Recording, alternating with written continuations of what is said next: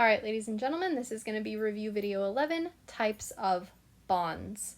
So first of all, to define what a bond is, all that a bond is a force that holds atoms together.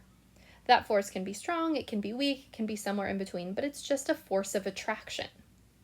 And the reason that that attraction exists is because of the innate attraction of oppositely charged particles.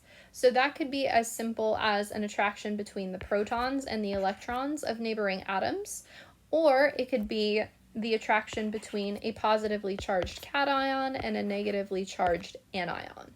And depending on what is being attracted to what, the strength of that attraction will differ, right? So there's a few types of bonds. The first one I want to talk about is an ionic bond. An ionic bond is exactly what it sounds like. It's a bond between ions, more specifically oppositely charged ions, so positive with negative. Most of the time, ionic bonds take place between metals and nonmetals, but not always. There's a reason we say cation and anion instead of just metal and nonmetal all the time. It has to be something that is positively charged and something that is negatively charged, and that is not always metal with nonmetal, though a good portion of the time it is. More specifically, if we want to figure out the way that certain elements are going to bond, we have to look at their differences in electronegativity, right? So just as a reminder, electronegativity is how strongly an atom is going to pull on shared electrons. So if it has a really, really strong pull on electrons, it's going to have a high electronegativity. And if it doesn't pull very strongly, it would have a low electronegativity. So if you look at those electronegativity values and you find that the difference between the two atoms in this bond is greater than or equal to 1.8, that means that those atoms are going to form an ionic bond rather than covalent or metallic or anything else. In an ionic bond, those electrons are going to be transferred from one substance to the other. Specifically, they're going to be transferred from the more electropositive thing, so the thing that's not pulling very hard, to the more electronegative thing, or the thing that is pulling really, really hard. Think of it as a tug of war, and one party is a lot stronger than the other. So if a toddler and a football player are playing tug of war, the football player is going to win immediately.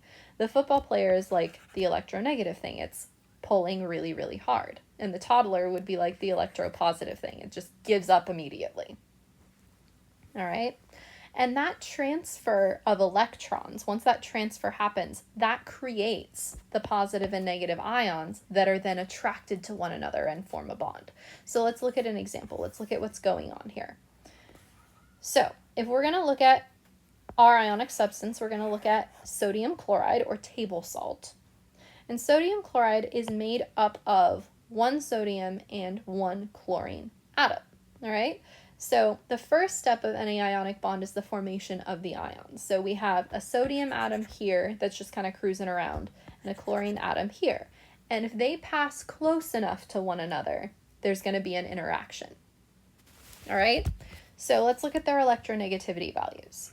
Sodium has an electronegativity value of 0.93, so that's super weak. It's not going to pull on electrons hardly at all.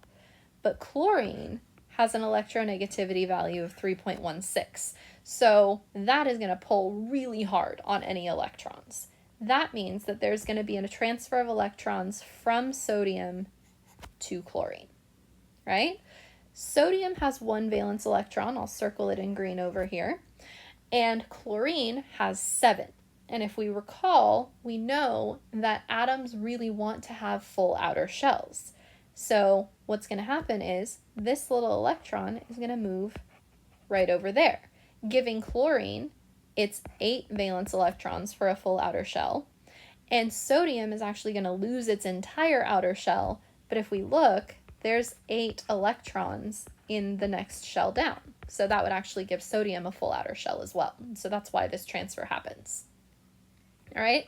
Once the transfer takes place, we now have two oppositely charged ions.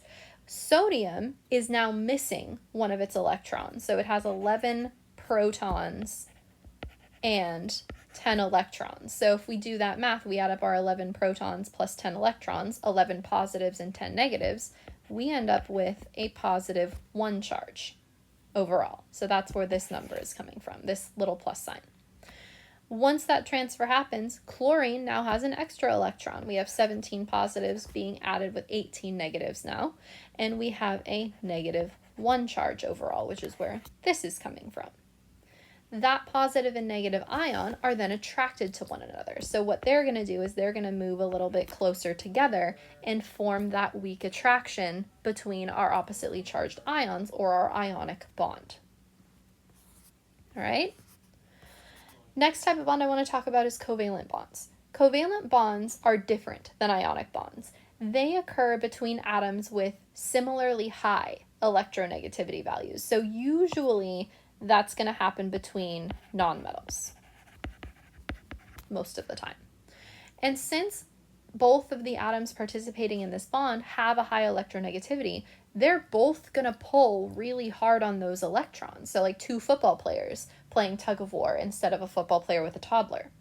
And since they both have that similarly high pull, those electrons are going to be shared between the two atoms participating in this bond. They're going to travel back and forth. If the electronegativity values are relatively equal, that means that the sharing of the electrons are going to be really equal. And if that happens, if the difference in electronegativity is less than or equal to 0.4.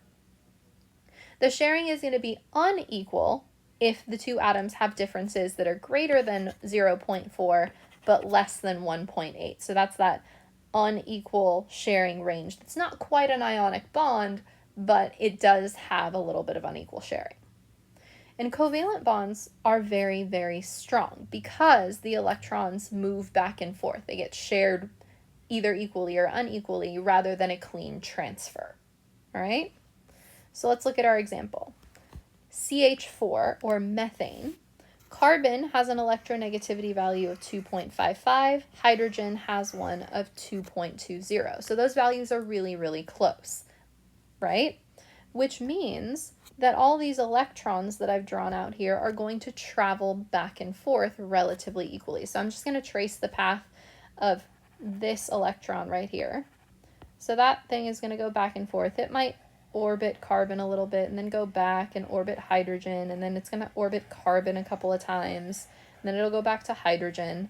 And so you can see that that single electron's path is going to be shared pretty equally between those two atoms. And the same thing can be said for this electron down here. It's going to go and orbit hydrogen and then go back around carbon for a while. And it's going to be pretty equal. And so the bond between the two of them is going to be really, really strong. And that same thing is going to happen here, it's going to happen here, and it's going to happen here. Metallic bonds are the third type of bond I want to talk about, and those are bonds between atoms that have similarly low electronegativity values, right? So whereas covalent was high electronegativity between nonmetals, metallic bonds are low electronegativity, and they tend to happen between metals, just like you would expect. But it's going to look a lot different. Electrons in a metallic bond are going to delocalize from their respective nuclei. And the reason why that happens is because none of the atoms participating in this type of bond have a strong pull on those electrons. So the electrons just kind of get free range to go wherever they want. And we call that an electron sea. And it's usually represented by like a blurred region of space around different atoms. But it's super important because this is what gives metals their really unique properties, specifically malleability, or the ability to be hammered down into a sheet, and conductivity, both of heat and electricity, because those electrons can move around and transmit electricity from one end of a metallic sample to another. So let's look at sodium metal.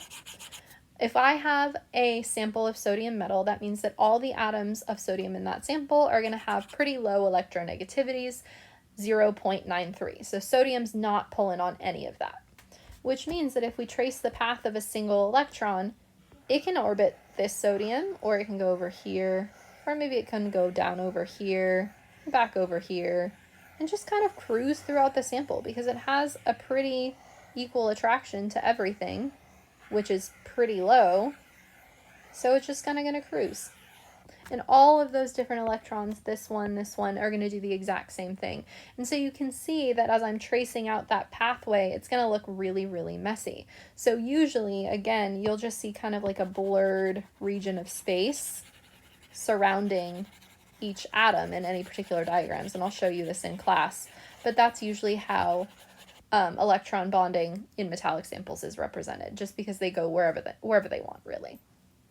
If you have any problems interpreting this, please ask.